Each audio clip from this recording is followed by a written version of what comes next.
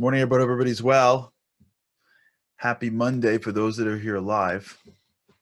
Those here any day of the week, thanks so much for being here. We are charting our way through the spring, heading into the summer. It's almost May, which is incredible. We've been talking a lot about this concept of forcing energy. Last week, we ended up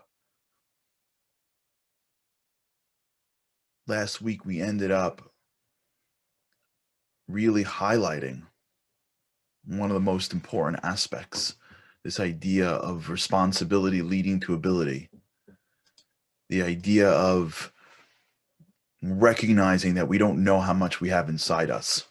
We highlighted yesterday these hidden heroes. There are people like that in this world around us that are digging into deeper parts of themselves and they don't even appreciate it.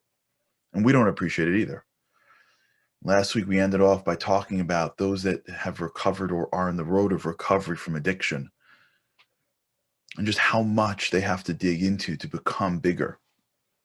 And so it may be that you don't know that person in the house next door or down the block or that kid seems like a regular kid or a regular person or a regular man or woman, but you have no idea just what they had to accomplish in order to get back to quote unquote regular. They're not regular. You don't become regular when you recover from an actual addiction. It's just not how it works.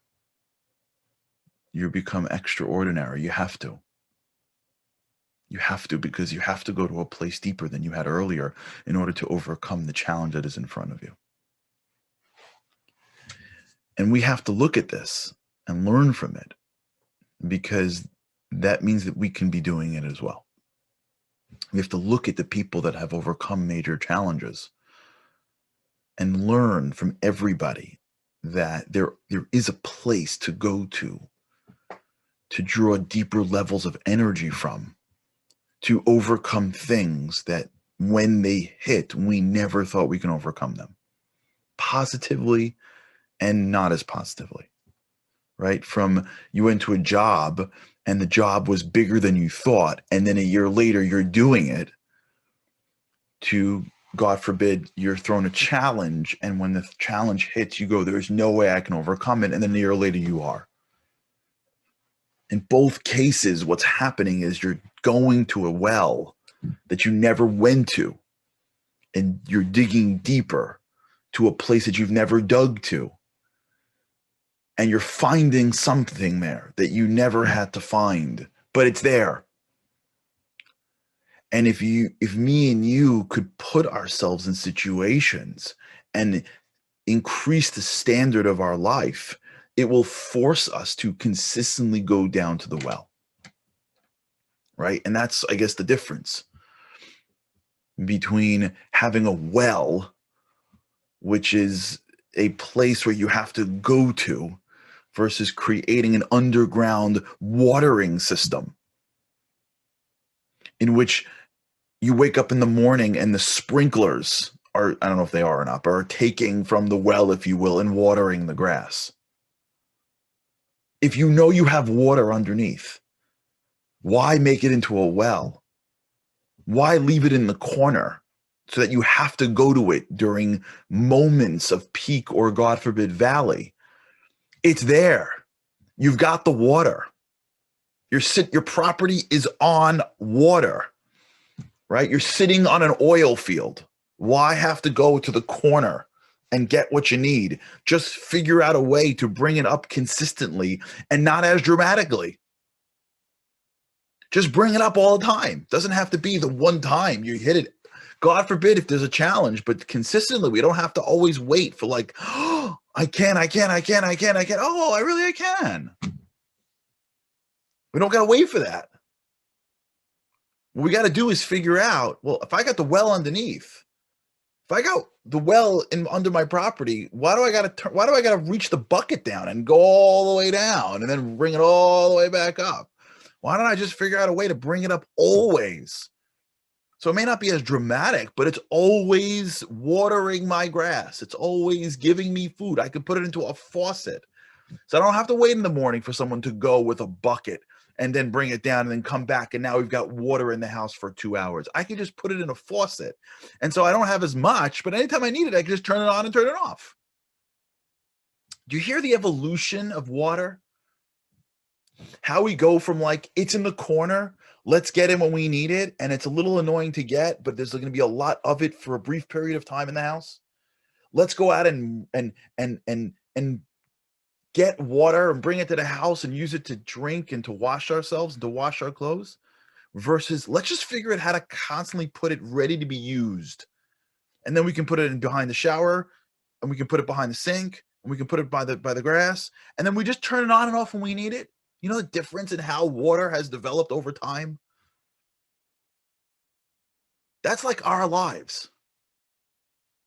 We have the energy source. We're born a piece of God. God is infinite. It's in us forever. No matter what we do, no matter how great or how bad we think we are, we all have the same infinite source of power in ourselves. That's God's gift. It's himself. The greatest thing God gave us is himself. It's there.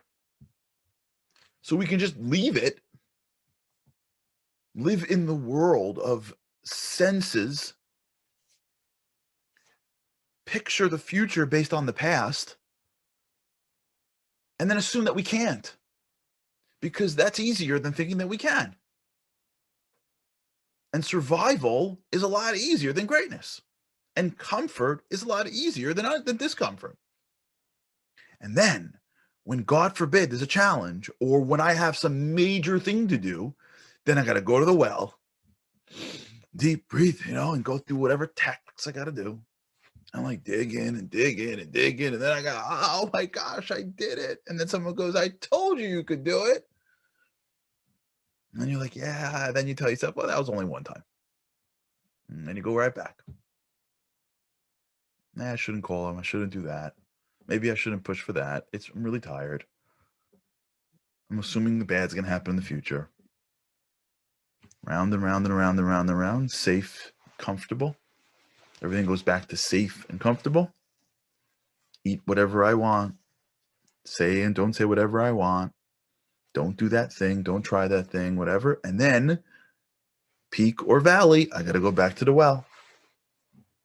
This happens in the religious calendar as well, or in the secular calendar. The big holiday's coming up. I got to go to the well.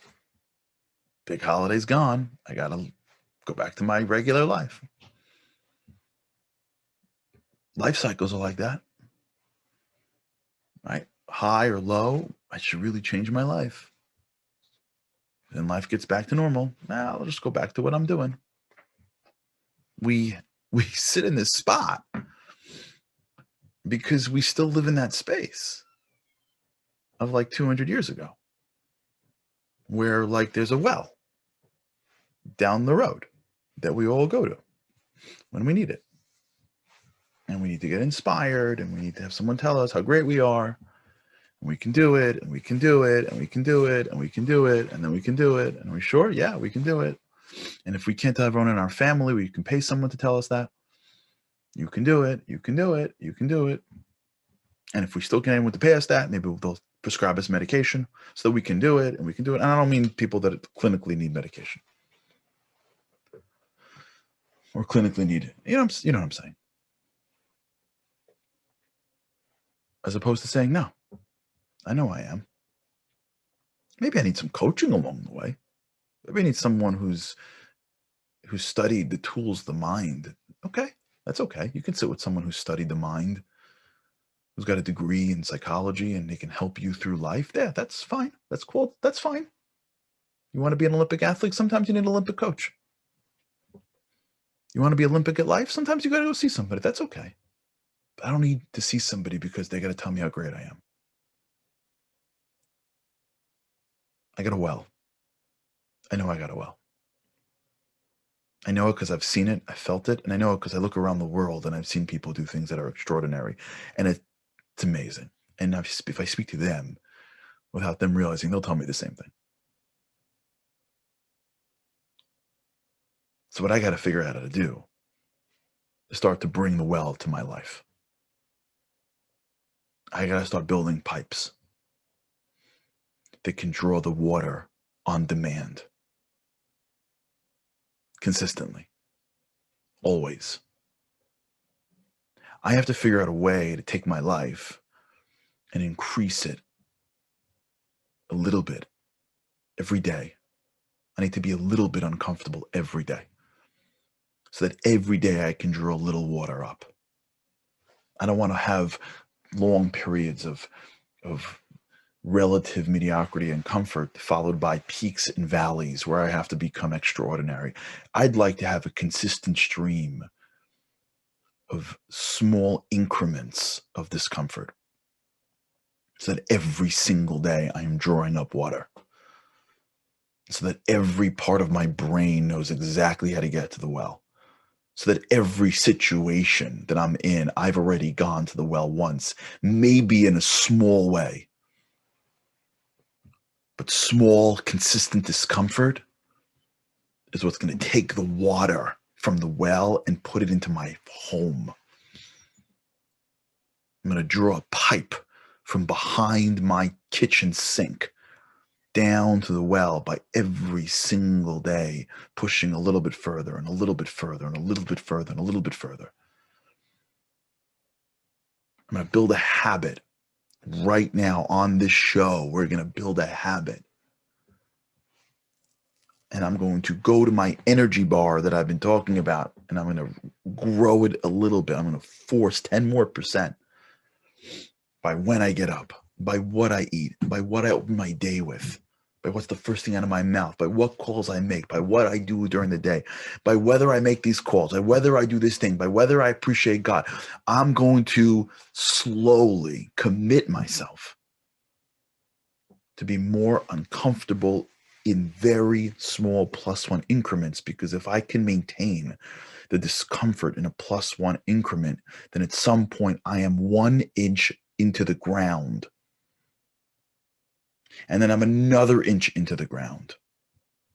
And another inch into the ground until one day I've got a pipe that is from my life to that well in this particular area that I call on all the time.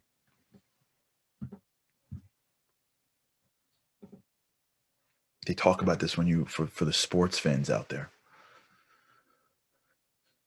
The difference between a veteran who's been playing in the playoffs and the Super Bowl for many times versus one that shows up first. It's game changing.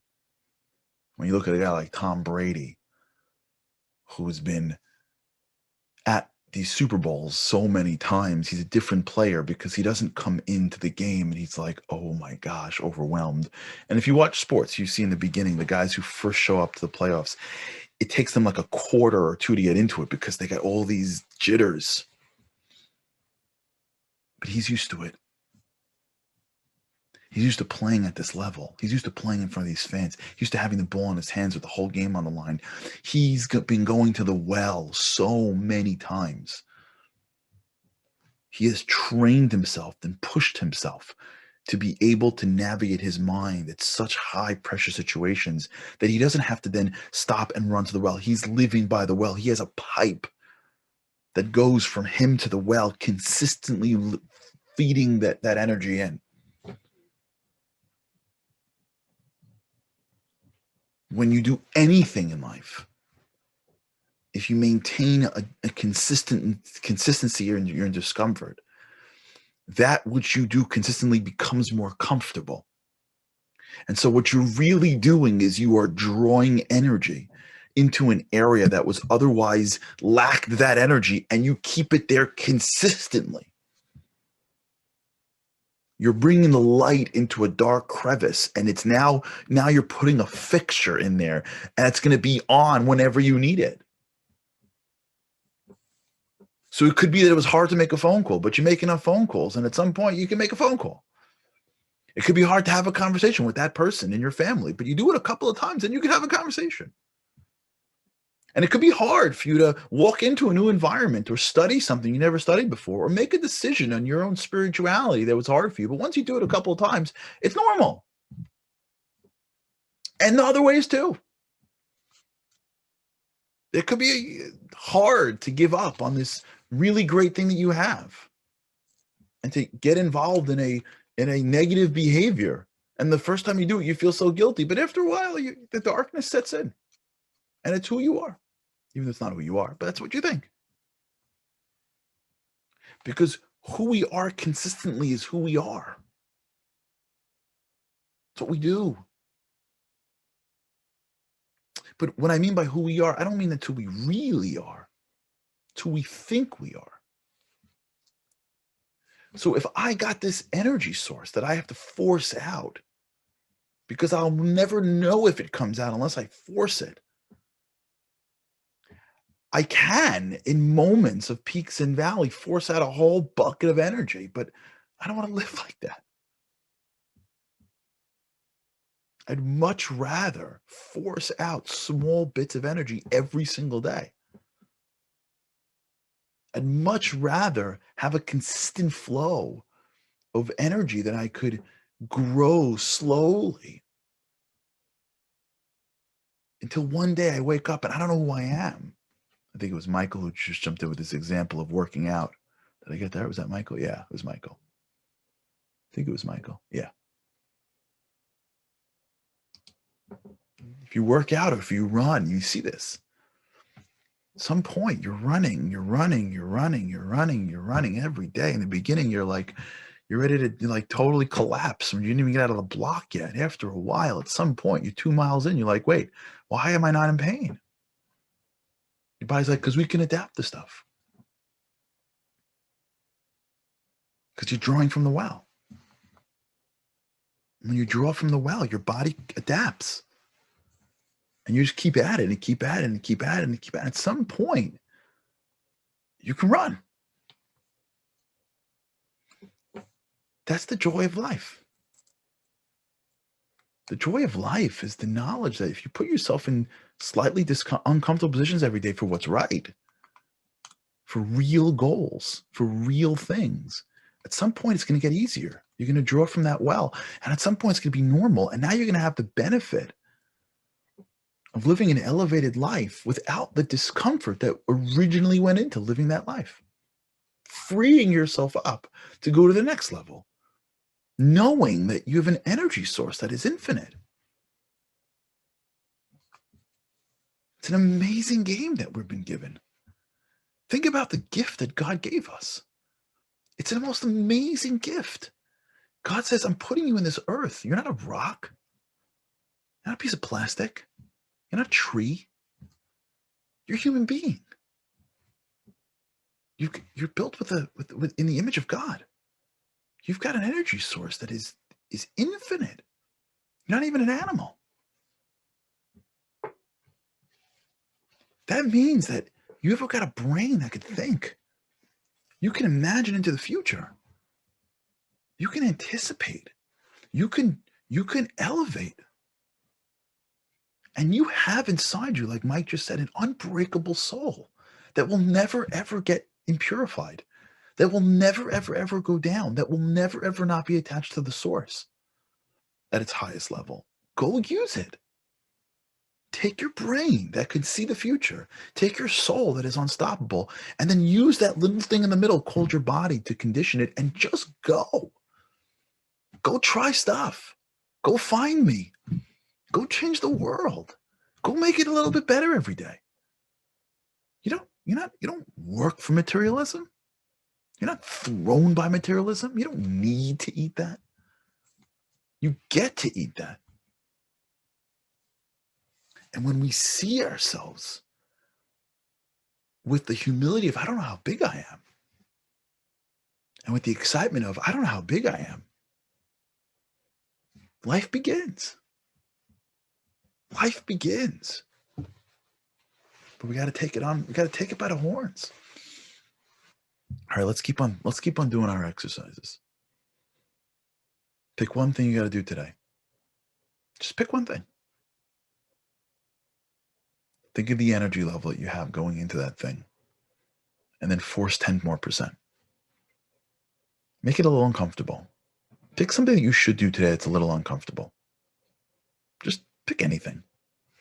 But don't not do it because it's uncomfortable. Force up the energy. And let's start living. Let's start living. Let's start taking the water from the well and putting it into every nuance of our home. Let's start having the energy flow into us consistently. All right, we'll continue talking a little about this. We have a couple more things we got to get through to really get this. Okay, have an amazing day, everybody. And with God's help, I cannot wait to see you again tomorrow.